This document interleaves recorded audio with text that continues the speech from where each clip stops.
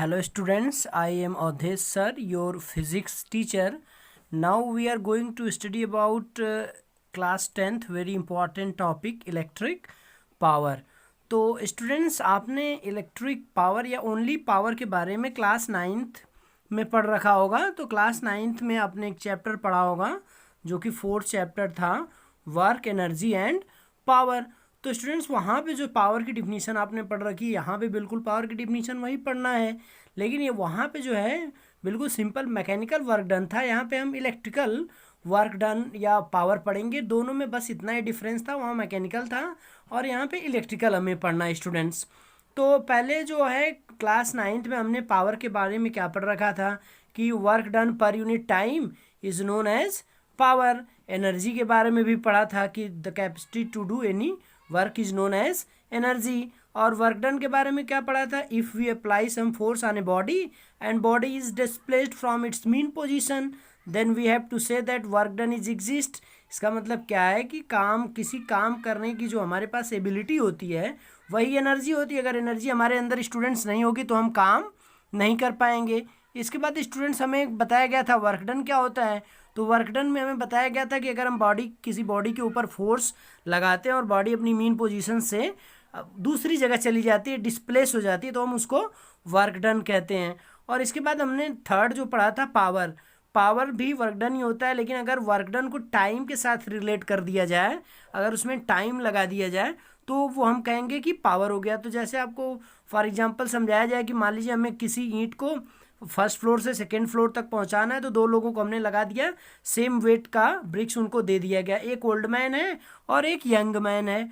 तो students young man जो है ओल्ड मैन के कंपैरिजन में थोड़ा जल्दी पहुंचा देगा, लेकिन दोनों ने जो सेम वर्क किया और दोनों की एनर्जी भी सेम लॉस होगी, लेकिन स्टूडेंट जो है यंग मैन ने जल्दी पहुंचा दिया, इसका मतलब उसकी पावर जो है ओल्ड मैन से ज़्यादा है। तो पावर का मेन मसला टाइम के साथ होता है। अगर किसी भी वर्क डन को टाइम के साथ हम काउंट करने लगे तो वही वर्क डन किस में कन्वर्ट हो जाता है स्टूडेंट्स, पावर में। तो हम सिंपली यहाँ पावर की डिफिनीशन देंगे इलेक्ट्रिकल पावर की। तो देखिए क्या है, the electrical work done per unit is known as electrical power, या ऐसे भी कर सकते हैं the electrical work done per unit time is known as power. It is denoted by capital P and given as power equal to work done upon time.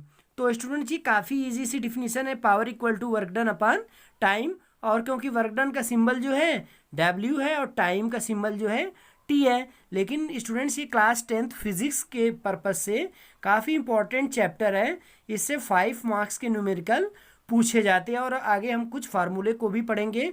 तो students ये पूरा video आप देखेंगे, स्किप नहीं करेंगे, अदरवाइज आपका board में कुछ मार्क्स लॉस हो सकते हैं। तो आप बहुत केयरफुली इसको देखेंगे, बहुत बेहतर आपको बताया जाएगा स्टूडेंट्स। तो स्टूडेंट्स पावर आपको समझ में आ गया होगा कि power equal to work done upon time. अगर इसके आगे इलेक्ट्रिकल पावर की बात की जाएगी तो यहाँ पे electrical work done upon time हो जाएगा, तो W/T। इसके बाद नेक्स्ट टॉपिक स्टूडेंट्स हम देखेंगे unit of power. Unit of power, तो किसी भी क्वांटिटी की यूनिट निकालने के लिए आपको बेसिक रूल बताया गया है। तो वो बेसिक रूल क्या है स्टूडेंट्स कि पहले हम क्या करते हैं, उसका फार्मूला लिखते हैं। तो P इक्वल टू हमने क्या पढ़ रखा है, W/T। तो स्टूडेंट्स ये वर्क डन की यूनिट क्या होती है, वर्क डन की जो यूनिट होती है वो जूल होती है, और टाइम की यूनिट क्या होती है स्टूडेंट्स, ये सेकेंड होती है। तो इसकी यूनिट क्या हो जाएगी, जूल पर सेकेंड। तो ये इस क्वांटिटी की मेन यूनिट हो गई। इसके बाद इसकी जो SI यूनिट है स्टूडेंट्स, SI यूनिट जो है इलेक्ट्रिकल पावर की क्या होती है, वाट। ये जेम्स वाट के नाम पे रखी गई SI यूनिट है, और इसका सिंबल क्या होता है, W होता है। और 1 watt equal to 1 joule per second students होता है। तो ये आप याद रखेंगे, ठीक है। इसके बाद स्टूडेंट्स कुछ स्मॉल यूनिट्स भी होती हैं, जैसे या बिग यूनिट्स कह लीजिए, अनदर यूनिट्स कह लीजिए। तो इसकी अनदर यूनिट्स क्या होती हैं, जैसे हमने कह दिया कि 1 किलोवाट। तो 1 kilowatt equal to how many watt, तो 1 kilowatt equal to 1000 watts or 10 की पावर 3 वाट। क्योंकि फिजिक्स में जो है हम मैक्सिमम स्टूडेंट्स स्टैंडर्ड फॉर्म में ही क्वांटिटी को लिखते हैं, जीरोस कम लगाते हैं, तो ये आप खास ध्यान रखेंगे। और 1 मेगावाट, तो 1 मेगावाट इक्वल टू 10 की पावर 6 वाट होता है स्टूडेंट। तो ये सारी चीज़ें आपको याद रखनी होंगी, कुछ ये स्मॉल यूनिट्स हैं, आगे ये काम देंगी। तो इसके बाद जो स्टूडेंट्स नेक्स्ट है, हम इलेक्ट्रिकल पावर के जो मेन फार्मूले को जिसका हमें यूज करना है उसको देखेंगे। तो स्टूडेंट्स उसको देखते हैं। तो स्टूडेंट जो इलेक्ट्रिकल पावर के कुल 3 फार्मूले हैं और सभी के सभी क्या हैं, इम्पॉर्टेंट हैं। तो हम उनको देखेंगे और प्रूफ करेंगे। तो स्टूडेंट्स हम प्रूफ करना शुरू करते हैं। तो हमने अभी अभी पढ़ा है कि P इक्वल टू क्या होता है, W/T होता है। और स्टूडेंट्स हमने इलेक्ट्रिक पोटेंशियल में पढ़ रखा है कि V इक्वल टू क्या होता है, W/Q होता है। अगर स्टूडेंट्स आपने इलेक्ट्रिक पोटेंशियल या पोटेंशियल डिफरेंस का टॉपिक नहीं पढ़ा है तो प्लीज़ आप यूट्यूब सर्च बॉक्स में Avdhesh sir physics classes type करेंगे और उसको पढ़ लेंगे, या आप डायरेक्टली यूट्यूब सर्च बॉक्स में electric potential by Avdhesh sir physics classes type करके भी वीडियो देख सकते हैं स्टूडेंट्स। तो ये V इक्वल टू W/Q होता है। तो अब यहाँ से हमारे पास स्टूडेंट W इक्वल टू क्या हो जाएगा, V इंटू Q हो जाएगा। और इस वैल्यू को हम क्या करेंगे, यहाँ पे प्लेस करेंगे। हम इसको इक्वेशन नंबर 1 मान लेते हैं, इसको इक्वेशन नंबर 2 मान लेते हैं। तो स्टूडेंट्स अब हमारे पास क्या हो जाएगा, P इक्वल टू यहाँ पे V इंटू Q/T हो जाएगा। ये इक्वेशन नंबर हमारा क्या हो जाएगा, 3rd हो जाएगा स्टूडेंट्स। इसके बाद हमने और पढ़ रखा है इलेक्ट्रिक करंट में क्या पढ़ रखा है। तो इलेक्ट्रिक करंट में हमने पढ़ा है flow of charge per unit time is known as electric current, या flow of charge, rate of flow of charge is known as electric current. तो I इक्वल टू Q/T हो जाएगा। तो यहाँ से स्टूडेंट्स ये जो है अप्लाई करेगा, Q इक्वल टू क्या हो जाएगा, I इंटू T हो जाएगा। तो यहाँ पे जो Q की वैल्यू है इक्वेशन 3rd में, ये इक्वेशन 4 है।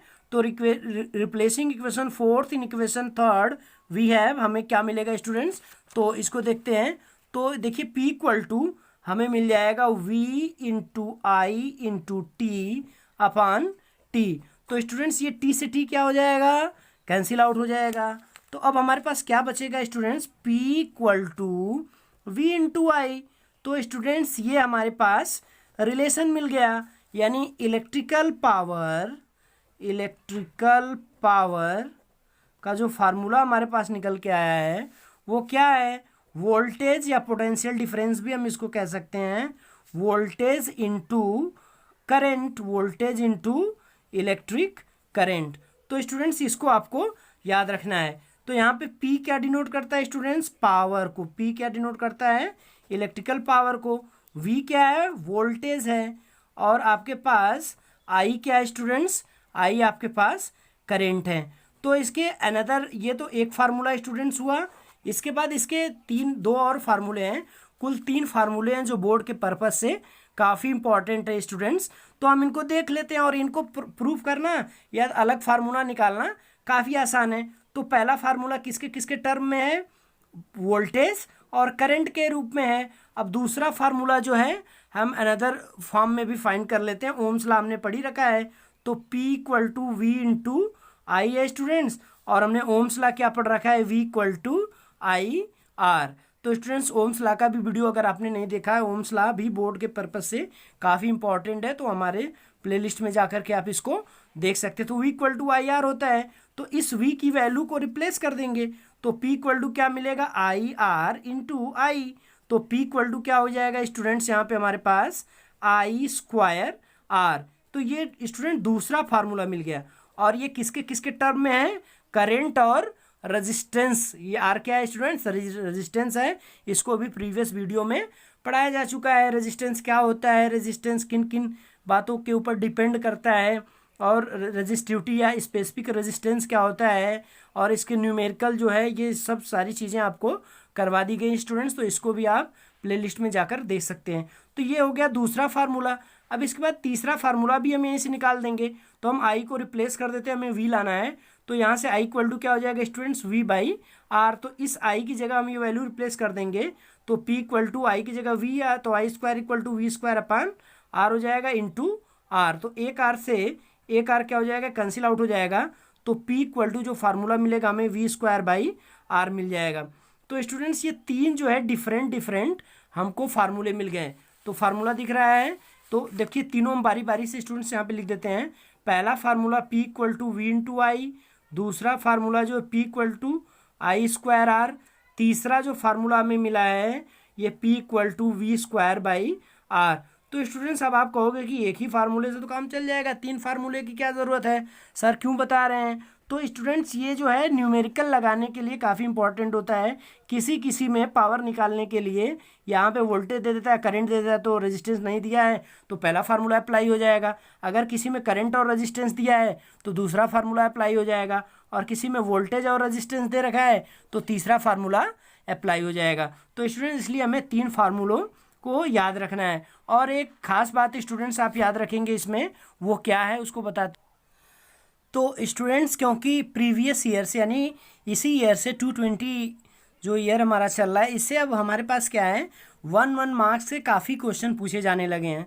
तो फिज़िक्स के क्वेश्चन काफ़ी इजी होते हैं, कंसेप्चुअल भी ज़्यादा नहीं होते हैं। तो इसमें एक खास आप क्वेश्चन बन सकता है आपका, और इस बार पूछा भी गया था। वो क्वेश्चंस क्या है स्टूडेंट्स कि देखिए हमारे पास पावर, इलेक्ट्रिकल पावर की कई सारी यूनिट्स मिल चुकी हैं। तो पहला तो फार्मूला है W/T, तो इसकी हमें यूनिट क्या मिल चुकी है स्टूडेंट्स, जूल पर सेकेंड। और एक यूनिट क्या मिली है, वाट। एक यूनिट क्या मिली है, वाट्स। और अभी अभी हमारे पास जो फार्मूला है P=V/I, P=V/I का फार्मूला आया।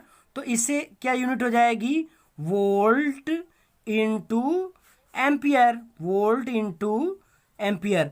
तो स्टूडेंट्स ये वोल्ट इंटू एम्पियर हो जाएगा। तो ये सारी यूनिट्स को आप याद रखेंगे, ये काफ़ी इंपॉर्टेंट है स्टूडेंट्स 1 मार्क्स के लिए।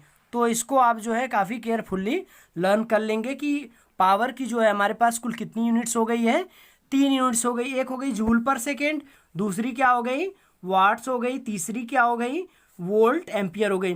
तो स्टूडेंट्स इसमें क्वेश्चन पूछा जा सकता है, in which of the following is not a unit of electrical power. तो इसमें से कोई एक जो है, एक तीनों ऑप्शन रहेंगे, कोई एक अनदर रहेगा, तो आपको चूज करना होगा। तो स्टूडेंट्स ये आप खास ध्यान देखें, एक बार फिर इसको रिवाइज करते हैं कि पावर की 3 यूनिट है।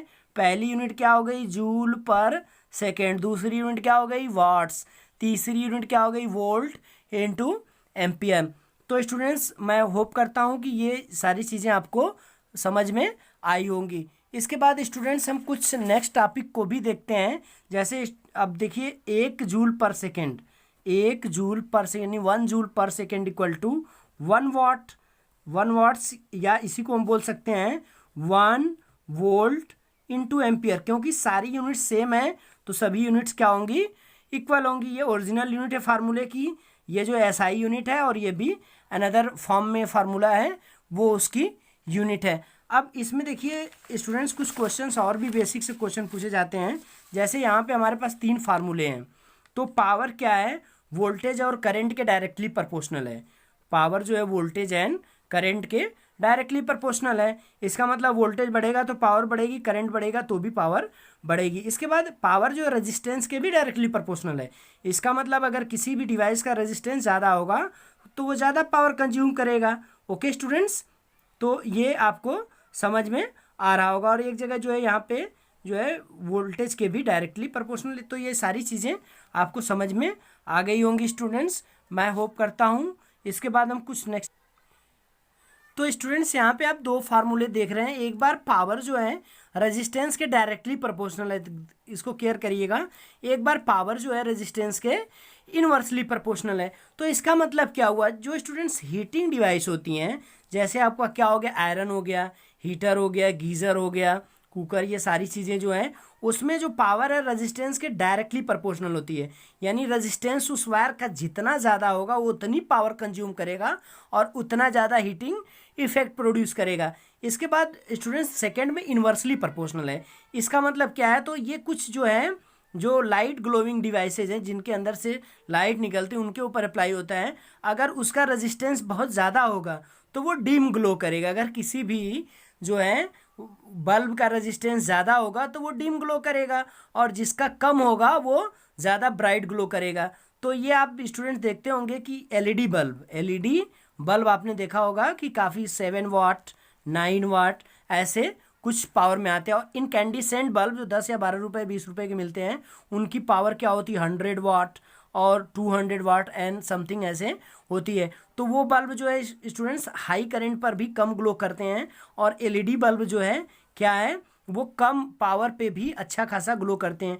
तो ये दोनों जो एक डायरेक्टली प्रोपोर्शनल है, एक इन्वर्सली प्रोपोर्शनल है स्टूडेंट्स, ये समझ में आ गया होगा। ये तीनों फार्मूले को आप रिवाइज कर लेंगे स्टूडेंट्स। इसके बाद हम इसके जो है न्यूमेरिकल को सॉल्व करेंगे, जो कि बोर्ड के पॉइंट ऑफ व्यू काफ़ी इंपॉर्टेंट है। तो नेक्स्ट वीडियो जो है स्टूडेंट्स आपका इलेक्ट्रिकल पावर के न्यूमेरिकल के ऊपर होगा स्टूडेंट्स।